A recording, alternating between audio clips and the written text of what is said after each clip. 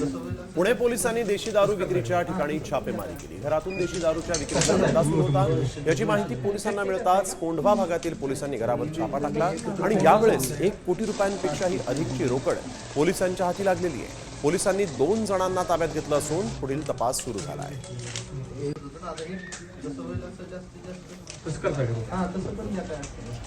अक्षय बडवे आमचे प्रतिनिधी आपल्या सोबत ऑनलाईन वरून जोडले गेलेले आहेत। अक्षय, आपण बघतोय पुण्यात घरातून देशी दारूची विक्री आणि 1 कोटींची रोकड सापडतेय, काय अधिक सांगाल?